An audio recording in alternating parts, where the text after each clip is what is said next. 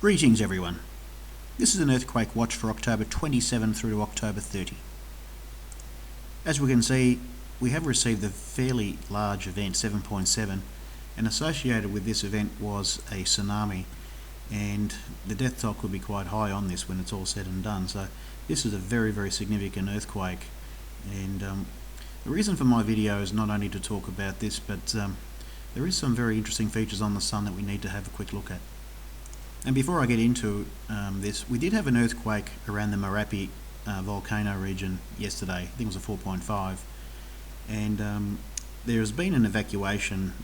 There is a potential of an eruption over the next few days of this volcano. So this is also in Indonesia, and this was prior to the 7.7 event. So fairly significant events are occurring right now. October 27 and 28, we're going to be getting a fairly significant planetary alignment.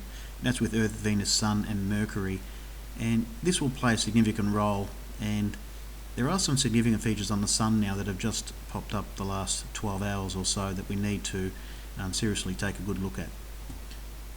Okay, here is the GOES X-ray flux data, and as we can see, the last 24 hours we have seen some extensive X-ray spikes, and it's been quite significant, and this more than likely will be the event at the end of the watch period, which will be October 29 to 30, and I'm associating this event with my watch right now.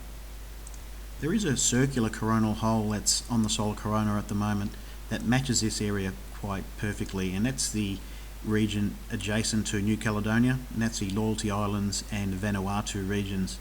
Now, the reason why I'm showing this first is that I'm going to go into the moving data now, and I'll show you the coronal hole which matches this area. There's also another area that's popped up, and I'm going to have a quick look at that now. Okay, here is the latest SDO imagery. As we can see, that there is the circular coronal hole right here, and it's starting to change shape, but this more than likely will be the event in Vanuatu, and I'm pretty confident with this. And I was going to be making a video in a day's time about this and just monitor it a bit further, but something's popped up just the last hour or so. A very weird anomaly on the Sun, a circular and a very interesting coronal hole that's just popped up out of nowhere. And I've decided to put the video up earlier than normal, and there's also another filament eruption on the Sun, so we're starting to see a lot of activity on the solar corona. And we got this coronal hole that, to me, this is a 7+ earthquake. Now we're also, I'll just scroll down a bit more, there are also some other holes that are just starting to appear underneath, so it looks like we could be receiving some significant earthquakes in the southern hemisphere. And as we can see, this very weird anomaly on the Sun, and I'm pretty sure that we're going to be receiving a very large earthquake within the next 24 hours, possibly 30 hours, and then we're going to be seeing the effects from the X-ray spike in the October 29-30 region from right here. Now we're going to have a quick look at some stills. The AIA 171 angstrom doesn't really give us much of an indication of any large coronal holes in the southern hemisphere, and there are no active regions at all to speak of. However, we're just starting to see this coronal hole starting to open up in this angstrom. We get a better look at the 193 angstrom, and we can see it's a fairly large and fairly prominent coronal hole, which is starting to change shape. And this is the feature that caught my eye, and it's I haven't seen anything like this for nearly 2 years. So this is something that really needs to be paid attention to. We can almost see a feature around this, so we could be receiving a fairly large event over the next 24 to 30 hours, and I'm thinking it could also be in the same area. And I'm going to get Google Earth out. The most likely area, and I'm thinking that that coronal feature on the Sun seems to be an ocean event.